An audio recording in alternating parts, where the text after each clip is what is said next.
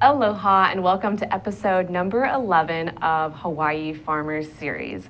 I want to remind you that you can join us here every Thursday from 4 to 5, where we are bringing on representatives in our agriculture community and getting insight on local food and find out why these folks are doing what they do and what their kind of predictions and vision is for the future. So we'll bring them on, and we'd also like to engage with our guests. So feel free to tweet us at ThinkTech Hi. And my name is Justine Espiritu, and my co-host is Matthew Johnson. Great, thanks, Justine. Before we get started, I want to make a quick plug. Today is my mom's birthday, so I just want to say happy birthday to Margot. Happy birthday. I know she's watching right now. So yeah, hope you're having fun. So today's guest is Wayne Ogasawara. He is the president of the Mililani Agricultural Park, and Wayne's been involved in local ag for a while now, growing up on a pineapple plantation, but also building up the future of agriculture in Hawaii. So we're very happy to have Wayne on the show here today. Wayne, thanks for coming on. Thank you. And yeah, Wayne, why don't you just go ahead and get us started, a little bit of background on yourself. I mentioned that I've heard some stories before of you on the plantation back in the day. Give us a little background on that. Yes, I grew up in a plantation just outside of Waipahu called, it was a Del Monte plantation called Moho Camp. It's still there. I grew up there, went to school in Nalehoa, went to University of Hawaii. So agriculture basically has always been in my life. Mm-hmm. Although I majored in industrial education in college, I ended up working for a fertilizer company, which I eventually owned, and got to see all the different facets of the agricultural industry, the truck farms, the pineapple people, the sugar people, and even after as the plantation started to shut down, the tourist industry, particularly golf course resorts, became another hotspot for fertilizer sales, primarily due to the large acreages of the golf courses. But we could see the demise of some of the major agricultural entities, and we thereby decided to start looking for agricultural land to actually do some farming. My son and I was helping me at that time. He's also an ag major. But this is how we ended up with this parcel of land in Mililani, which since 1997 till a couple of years ago, we had leased it from a major landowner, Castle and Cook. And several years ago, we bought a good portion of that land. Instead of leasing it from them, we are now landowners. Great. And hoping to keep this prime agricultural land, which is also has been designated important agricultural land. Hopefully, can keep it in agriculture from now until forever. Cool, that's awesome. That gives us so many areas so many different directions, yeah. to jump into. Why don't you go ahead and start? Why don't we talk a little bit? I'm curious to hear about the plantations. So pretty much up until, what do you say, like the 80s was when a lot of the plantations started The 90s. Moving out. Yeah. Talk a little bit about growing up on a plantation and what was that like? What was that experience? Well, we grew up in a little plantation. It was a very small plantation town, but obviously, as soon as we could work, we all worked in the pineapple fields. So we either picked pineapples at the peak of harvest, and oftentimes if the season ended a little early, we ended up with the same crew planting pineapples, taking seeds from the pineapples, the suckers or the tops. And planting was the most back-breaking job because everything was done manually. In fact, a good portion of it today is still done manually. Yeah. But that was a nice experience. And as we kind of grew up and became seniors, had a driver's license, we graduated to driving these trucks. That was the easiest. But I'm curious about how it's this whole community aspect. So if living on the plantation, then is it just inevitable that you and your siblings and your peers your age completely. participate I think it's completely contrary to that, because basically our parents made sure that we all went to school and got a good education and sort of graduated and gravitated away from Away the from it. plantation. Oh, You know, interesting. Okay. I find myself a little different in the sense that I really enjoy being outdoors, and I enjoyed seeing crops grow, interacting with farmers, you know, and the business I was in the fertilizer business for many, many years. And you see the various facets of agriculture, you know, whether it be a small truck farm with a guy growing onions or a guy growing string beans. And we also called on some of the major, you know, pineapple people that do market plant growth regulators and, you know, insecticides and herbicides and so forth, and of course fertilizers, you know. We also dealt with obviously tree crops like the macadamia nut crops in the Big Island, you know, doing foliar applications of the micronutrients and so forth. So, and the sugar plantations, we did quite a bit of business in the sugar industry also. So so it sounds like, was there an opportunity for the plantation workers to have some of their own land and kind of grow some of their own truck crops like you mentioned? Was that something that you were No, able to I do? think most of the you know, ever since I was a kid, my grandparents and my parents always had a little victory garden in back of our home, you know, so I remember growing huge cabbages. And victory gardens were like- left over from like World War II. Yeah, it was just Concept. about every plantation home had a garden in the back, you know, and it wasn't such whereby the plantation themselves had set aside community gardens, you know, where you could just go there collectively and have a big parcel of land. I think everybody did it sort of in their own backyards type of thing. This concept of providing community gardens, I think it's just a recent, you know, Yeah. introduction to getting people involved in ag. I'm curious of your transition of starting in the fertilizer industry, and it sounds like where you just stepped in and doing sales, but then you took over the business. It sounds like you've shown a lot of examples of. The people I was working for were fairly old, so I decided I bought out the business and of course became the owner of the business. And it was interesting because my son had just graduated from college at that time too, and he did help me in the business. But we could see the you know, the industry moving in a sense that, you know, the major plantations were shutting down, and at the same time there was the introduction of a lot of our foreign Laotian, Vietnamese, you know, Filipino workers coming on board, taking up the kind of land that was being made available with the demise of sugar and pineapple. Obviously the large landowners needed to keep the land in agriculture to maintain this lower tax base, which is really important if you've got thousands of acres, and that made it economically feasible for small farmers to farm small plots of land at a reasonable rate, you know, a highly discounted rate for that matter, you know. So it made it easy for them to turn a profit, and at the same time for the major landowners, I mean, because it was kept in agriculture, it benefited from the lower tax rate. So it was, you know, a program whereby both entities really benefited. Yeah. In our case, we're looking for, you know, truthfully, as a retirement project for me, and I was in my late 50s then. But I figured that, hey, why don't I start looking for something close to home? And we could manage probably 50 acres or so, but Right.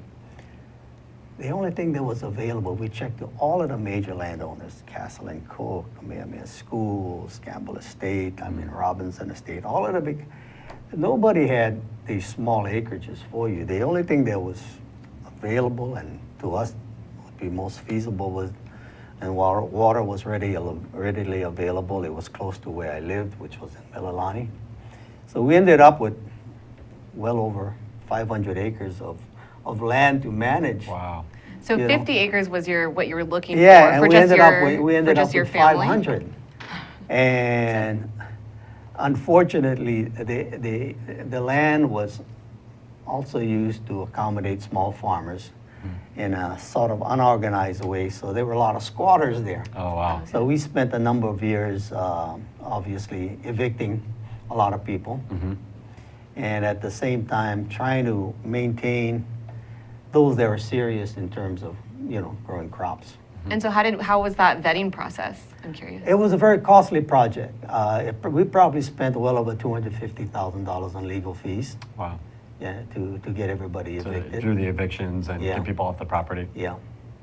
And And was the landowner helping at all with this, or? no, the landowner, when you take over the lease, I mean, you're basically on your own. you Yeah, know? yeah. And if I were to do it again, I certainly don't want to go ahead and take over where people were already. Part of the, Yeah. part of So the did you project. know what you were getting into with that, or No, was it a little bit of a surprise? Yeah, it was quite a bit of surprise because obviously, in areas like that, there was a considerable amount of illegal dumping being done, chicken fights, Oh, wow. and the elements that bring in, Yeah. so that was that element to contend with too. How many tenants would you say you were left with when you kind of held on to the ones that you saw that were serious? Oh, we probably ended up with about a dozen that, was bona fide farmers that was trying to make a, honest living. And, with the eviction process, obviously, we couldn't farm all 500 acres at one time. Trying to get equipment and everything else, it just wasn't economically feasible. So we concentrated on getting a core tenants, that we could lease these lands out to, get some returns from them, and at the same time carve out and prepare lands for our own operation. Right. So that was part of the plan then. Once you realized that you couldn't get the 50 acres that you wanted, that you had to go bigger, then you realized that you want to go in and bring in other subtenants. Yeah, some of the to help people were share that already land. there, and it would have been a shame to go ahead and, get rid of them. So what we did was basically, encourage them to become better farmers. And at the same time, once you have a core of good farmers, the word gets out, and eventually, you've got more people coming in. And we ended up with maybe 40, 50 small farmers. Oh, wow. Wow. But of course, with that came the responsibility of the water distribution. At our peak, we're probably using well over 1 million gallons of water a day. Wow. All of that water had to be metered with individual meters. So you know who's using what That's amount right. of water. Correct. And we could bill them monthly, so we could collect the monies and then turn it over to the, the state Department of Agriculture. What the about agency. shared equipment? Were you guys collaborating in that Yeah, way? as I started to grow the business, obviously we were probably the only ones that could afford tractors and backhoes and equipment to grub and prep areas for planting, and we made these available to those people. Of course, we being the operators of it, and charging them a fee to go ahead and clean the property up so they could at least, once it cleaned, grubbed, and initially disked and prepared for planting, they could probably take care of it with their own handheld equipment Right. and things like that.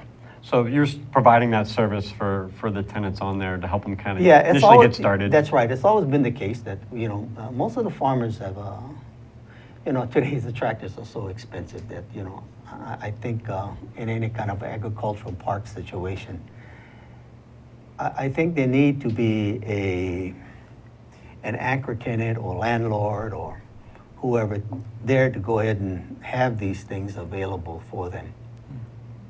Otherwise, it's be prohibitive cost-wise. Cool. Well, there's so many more things I want to dive into there. We're gonna need more time. We're gonna have 10 segments today, so we'll go to our first commercial break. We'll be back in just 1 minute. Aloha! Hello, my name is Patrick Bratton. I'm host of Global Connections here at ThinkTech Hawaii. We broadcast live every Thursday at 1 p.m. We bring Hawaii to the world and the world to Hawaii, talking about international events and various things of interest to the audience. Please join me. I look forward to talking with you and having you get to meet some of my guests. Aloha. Aloha, I'm Kirsten Baumgart-Turner and I host Sustainable Hawaii every Tuesday from 11 a.m. to 12 noon. My guests offer insights on challenging economic and environmental issues facing our state and offer innovative solutions to increasing Hawaii's long-term sustainability. Recently, we've been focusing on sustainable land development, food, and energy security. If you have a project or issue you'd like to discuss on the show or would like to be a guest, please contact me at kirstenbturner@gmail.com. And tune in live weekly or view the show at your convenience at thinktechhawaii.com. Mahalo. And welcome back to Hawaii Farmer Series, where we meet our local farmers and hear their stories about how they are making Hawaii a better place through agriculture. Our guest today is Wayne Ogasawara, and we're just getting started and realizing that we're going to need more time, so we're going to jump right back into it. So Wayne, you're talking about Mililani Ag Park, and we're just kind of talking over the break. One of the things you're talking about is providing water, irrigation for the tenants, because that's always a big piece. People get onto a piece of ag land, but they also don't realize that you need to have a good source of water. Talk a little bit about that. Yes, we've got, our source of water comes from the Waipahu ditch. It's a system that was put in by the sugar planters just about 100 years ago. And it was always said that these plantation people had built systems to last 100 years, and it's been 100 years now. And we're currently making major renovations to some of the major siphons that crosses these gulches, you know, these big pipes, 5-6 inches, 5-6 feet in diameter, that carries all of this water all the way to the Everplains. Well, it went without maintenance for 100 years. Wow. In anticipation of it, you know, eventually leaking and, you know, fracturing and so forth, and getting catastrophic breakage where nobody would get water. Mm-hmm. We decided to plan the shutdowns, engineer the repairs years prior, getting money from the legislature to get the engineering done and all of the piping supplies done, having it placed, and then have a planned shutdown and do it systematically. So That's awesome. It seems like you're really proactive about yeah, planning we that did out, that, which and you I don't spent hear a lot about.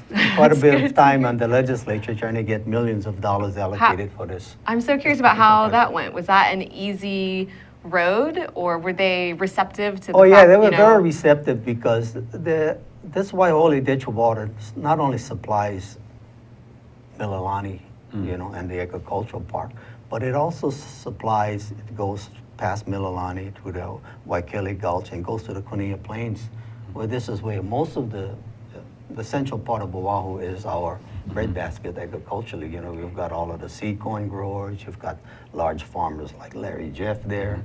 We're all taking water from that same system. And this is water that's being piped over from the windward side. That's Yes, coming through it the comes from Kolau a Mountains. it comes from a series of tunnels that's dug into the Kolau Mountains.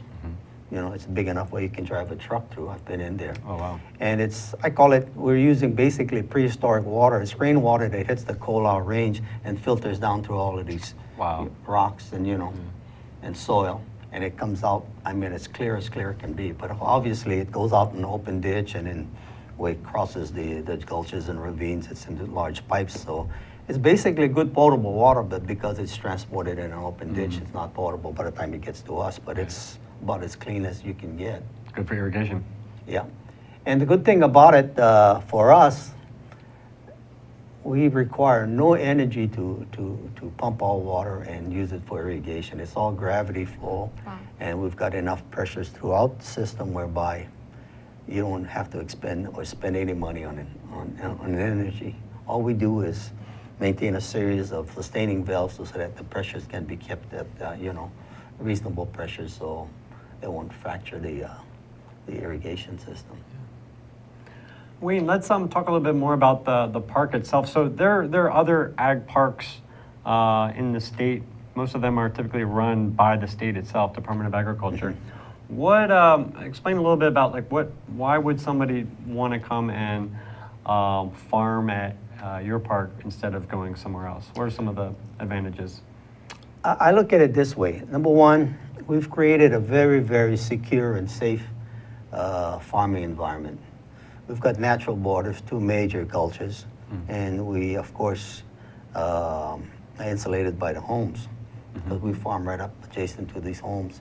And Yeah, there's only one way in and one way out. And it's like through the subdivision, Mililani, Malka, you literally drive through this neighborhood. It's the southern part of Mililani, southern part. basically, yeah, the southernmost part of Mililani, that the developers couldn't economically put in homes there. The infrastructure wouldn't have supported the amount of homes that they could put there. So obviously, they've never developed it. And it becomes, number one, it's excellent agricultural land. Obviously, you know, it's been dedicated as important agricultural land. But it provides a very secure environment for farming. Let's put it this way. We don't get any crop loss and theft. We don't have equipment being vandalized and so forth. Which is a major problem in other parts of the state. Because we've got one way in, one way out, and what we do is we have a security guard that checks everybody that comes in and everybody goes out. Nobody's allowed to leave, live on the Nobody's allowed to property. leave. No, everybody is checked out every day, so nobody stays back. And And all the borders are like kind of secure. yeah, it's very secure. Yeah, and you know, this security service that is provided costs about $140,000 a year. Wow. Wow. But it's a worthwhile Well, investment. you see, what we have structured is we have what we call common area maintenance fees. It's just like living in a condo. You know, it's a common area expense where everybody's is, you know, everybody's portion is based on the acreage that they occupy.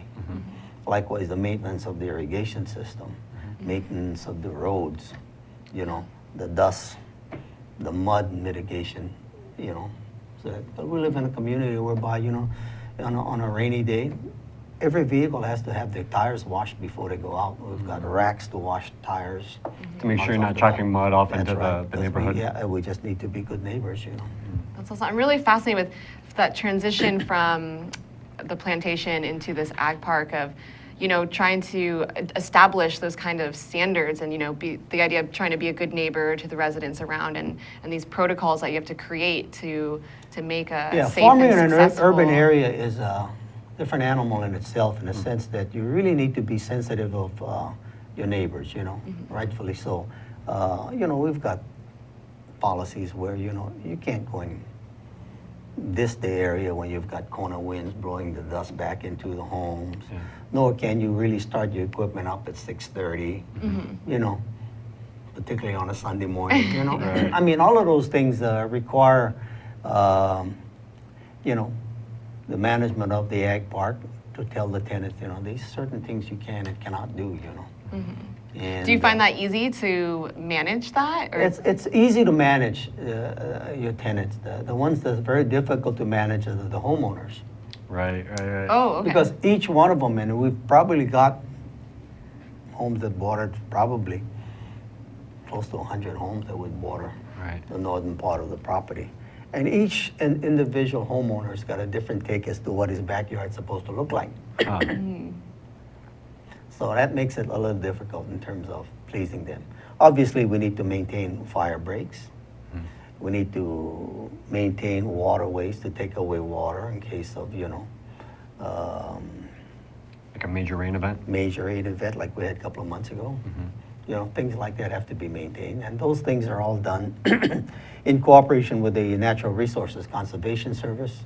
And sometimes we hire our own civil engineers to make sure that, you know, we can minimize runoff, siltation. So you're putting in these conservation practices, and you're not just in there producing, you know, whatever you can, but you're also thinking about maintaining the land. Yeah, and then yeah. also the good Farming neighbor. is not only just, you know, producing crops. You know, there's things that you need to do, and one of them is basically you need to control the amount of runoff and obviously the amount of dust that you generate. You know, you need to put in cover crops, you need to fallow fields and put in these cover crops while it's in fallow. I mean, all of those practices are just basically basic soil conservation practices that should be employed. Do you feel like the farmers you know, is that something other farmers you know are as proactive as you and recognize that? Or does there need to be more education on Well, that, or more incentive? Yeah, doing those things costs money. There's some cost share programs, but the amount of money that the federal government or the NRCS would give you is just a small fraction of what it actually costs. But obviously, as a farmer, I think every farmer needs to be a serious steward of the land. Yeah, that's nice. You know, and that's really important. So Wayne, talk a little bit about what some of your subtenants, like what are they growing and what are they doing on your property? And then also, you're starting to mix in some other activities with ag land as well. Well, you know, we've got, you know, foreign farmers, whether it be Laotians, Filipinos, and whatnot, they tend to grow crops that their people eat, you know? And, excuse me, it's really tough to tell them that, hey, you know, you need to grow other crops besides just what you're familiar with. You Well, know? yeah, making sure you have a market for Yeah. those crops. Or... And I always tell them, hey, Japanese guys need to eat too. And Hawaiian guys need to eat too, right? Yeah, we And the do. Samoan guys like to eat, they go eat more than you guys, you know? Why don't you grow something that go, you know, these Yeah. guys can consume a lot. But somehow they're stuck in neutral and they just keep on growing the same old things. But it's really difficult to get them to change their mindset. But a lot of this produce that's produced in our area, say bananas, I call it not a lazy man crop, but it's a crop that suits people that are farming part-time. You spend a lot of time putting the crop in the ground, and thereafter it's just a matter of harvesting, right? But then they grow this particular variety that's tailored for the Filipino community. They have a couple of Filipino varieties that are used in the making of lumpia. You know those Yeah. lumpias? That's more of like the cooking variety of Yeah, banana. yeah. You know, we call them plantains, but everybody else calls them bananas, so we just call them bananas. But you know, it's a crop that, it's an interesting crop to follow. At the farm, you can get $1.50, $1.75. I've seen it to go $2 a pound. Wow. And these bunches can get up. I've grown bunches that's 135 pounds. Right on. You know, so it's they don't grow the apple bananas that, you know, they have to compete with everybody else in terms of prices and so forth. I mean, $1.50 at the farm. I mean, that's phenomenal money for bananas. So they're going for a real specific Yeah. niche market. And another niche market is peanuts.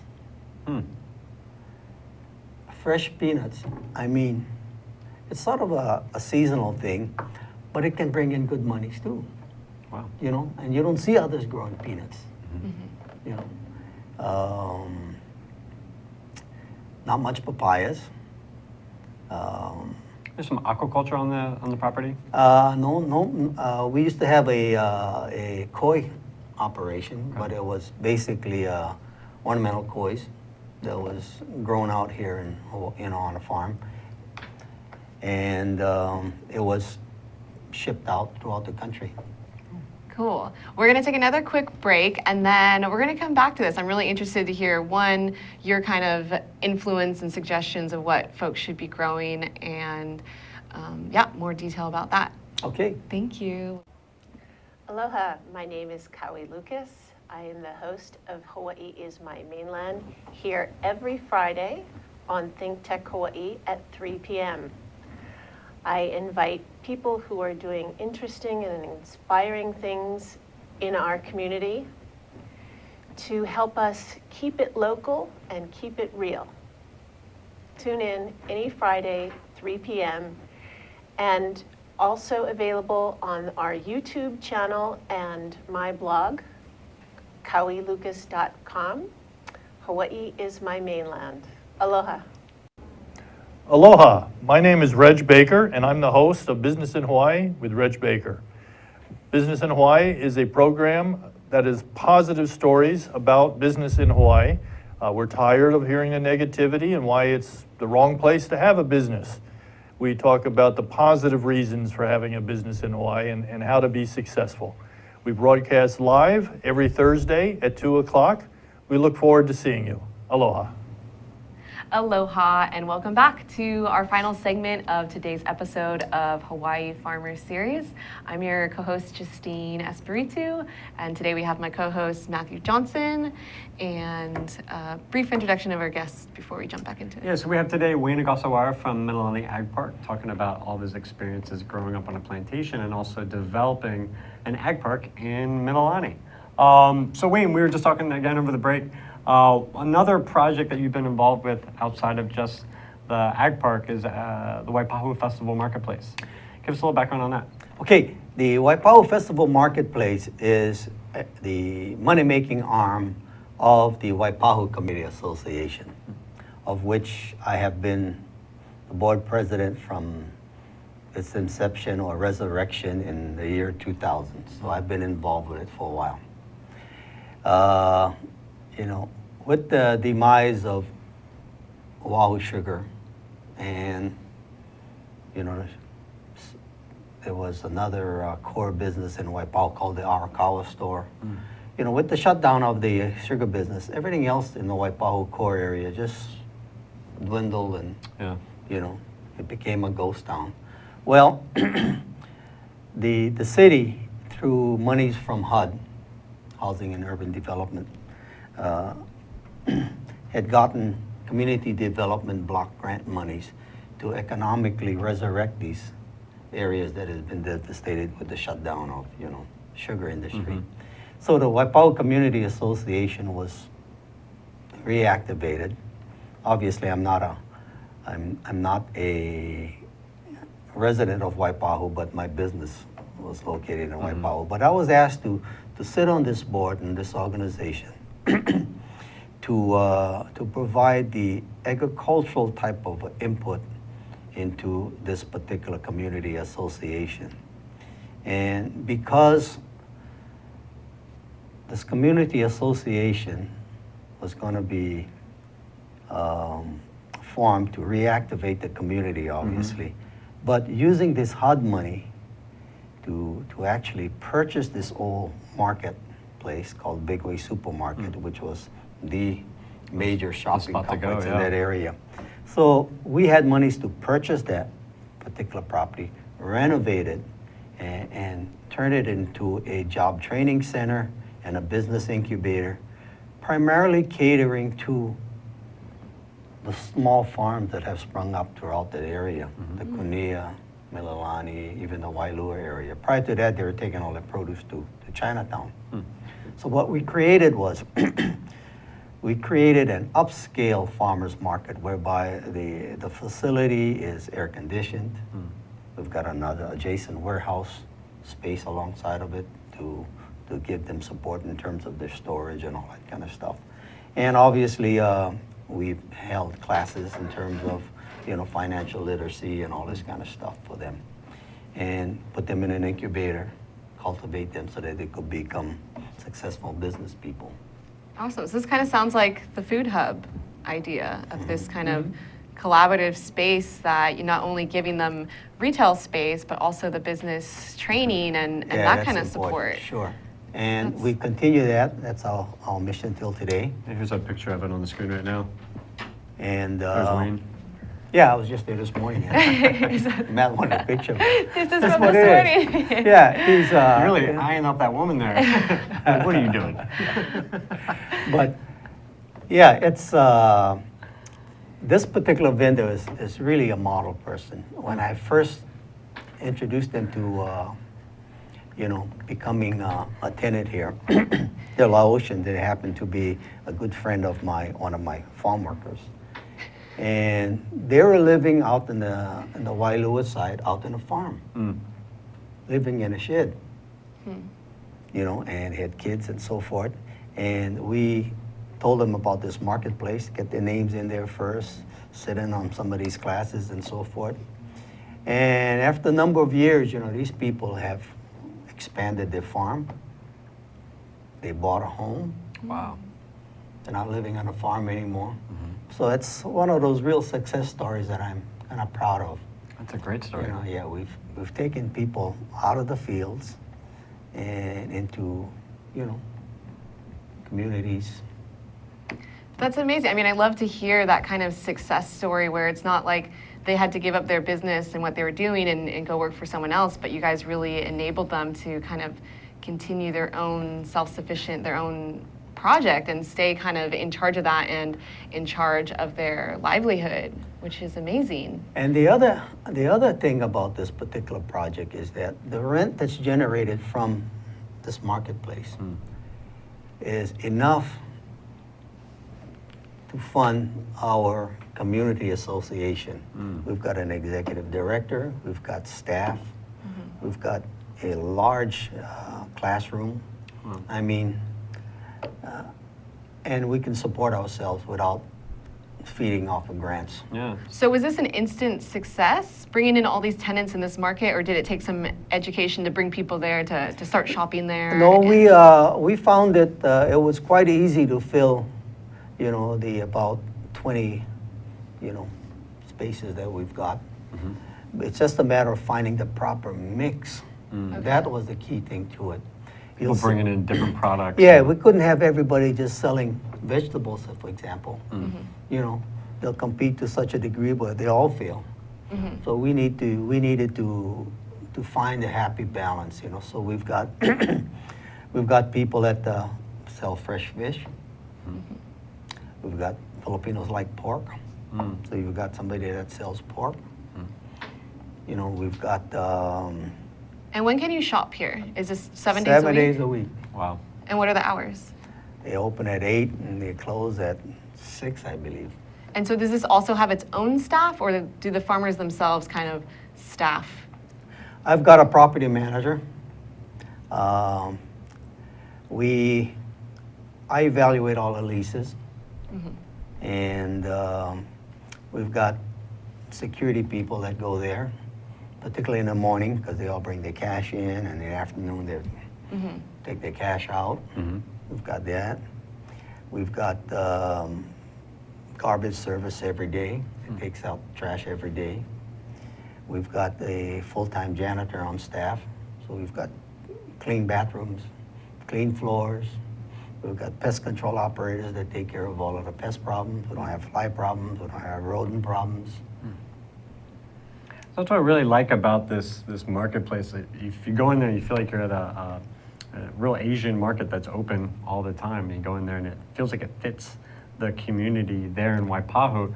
Do you think this could be a model that could work in other communities? Yes, it's a model that can work on within other communities, provided that you know you look at the demographic. You really need to know the kind of customer that you have.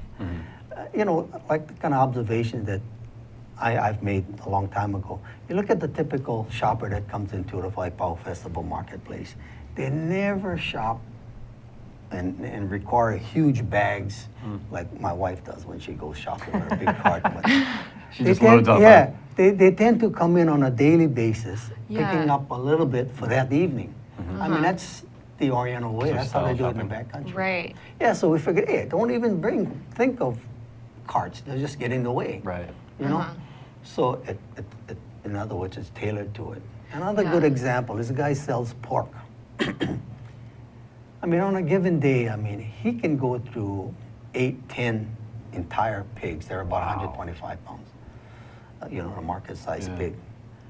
And the reason why he can market it so well, he's got it chopped, not like the way Safeway would chop it and put it in these nice bags and whatnot. Right, The customers will never buy it. It's cut adobo style or Yeah, whatever, yeah, you know, yeah. the way Whatever the cut they house, want. the way the housewives want it. So they go there and pick it up, they throw it in a sack, they take them home and it's ready to cook, you know. You know, there's no pork chops or anything like that. Yeah. But what an innovative way, you know. Yeah. I mean, so is that kind of research you guys did as you were putting the market together? Or is that Yeah, just we felt that, how- we needed to tailor everything to, well, 80, 90% of our customers are Filipinos that live in the area. So obviously, you need to cater to that type of clientele. Yeah. So it's a matter of, something like that would fit in communities, like the marketplace would fit in communities, depending on type of community that you have. If you've got all Japanese living in there, obviously, you're not going to be selling balut, right? Yeah, probably not. Maybe they like to expand their horizons and introduce Who doesn't like cross-cultural balut? cuisine. Who doesn't love 17-day-old fertilized eggs? No need to judge. No need to judge. So there's so many more things along that I'd like to talk about, but one thing I want to hear about is kind of talking about like the future of ag in Hawaii. So there's all these amazing experiences that you've had, but just as we're moving forward and new projects are along the horizons, we have the Whitmore Village project coming up, but what do you see as needed to continue to support local ag and make it thrive? I think the state definitely has a role in providing not only farmland, but the infrastructure that goes with it. In my particular case, we spend a lot of time maintaining the infrastructure. And again, what about the land clearing? What about the security services? You need to structure these agricultural parks so that it provides for all of these necessities. Just collecting the water that's used, say you use 1 million gallons, you need to account for 1 million gallons because it comes from a main meter and we need to go and pay the state for it. Right. Meanwhile, everybody that's using it, you need to catch the guys who's stealing it. Yeah. Or guys whose meters are malfunctioning. Yeah. You need somebody to manage these things on a daily basis. And at the same time, you need to provide field sanitation for the various tenants. You need to force upon them the fact that you can't leave your bananas in there with this bunch of top virus that's there that's going to be just devastating the whole area. You need a strong enough arm and management can tell them, hey, it's in your agreement here that you can't be planting and leaving crops in the ground so you can encourage the spread of diseases and so forth and endanger the crops of others, especially if you're farming in a close proximity. So you need that kind of a leadership and that type of a management, And oftentimes governments have a tough time becoming a dictator, because they have to kind of cater to everybody. So it becomes, I think it has to be managed via a benevolent dictatorship type of operation. Yeah. You don't like it, you gotta go. On that note, that's amazing. It's so fascinating. I mean, I just love seeing all the different roles you kind of held, and with the water, you said getting involved in the policy, taking on these leadership roles in these associations to form that marketplace, as well as this management role of this ag park is just great to see that kind of leadership. I'm so impressed and inspired. So one of the things, also we've heard in other sections before was, we'll have to talk about it in the next session. I thought we had more time. Just about that time. Unfortunately, it is about that time. So just want to go ahead and thank you, Wayne, for coming on this show again for another episode of Hawaii Farmers Series. And thank you to my co-host, Justine Espiritu. And as a reminder, you can check us out every Thursday afternoon from 4 to 5 o'clock. And also tweet us at ThinkTechHI. Aloha. Thank you.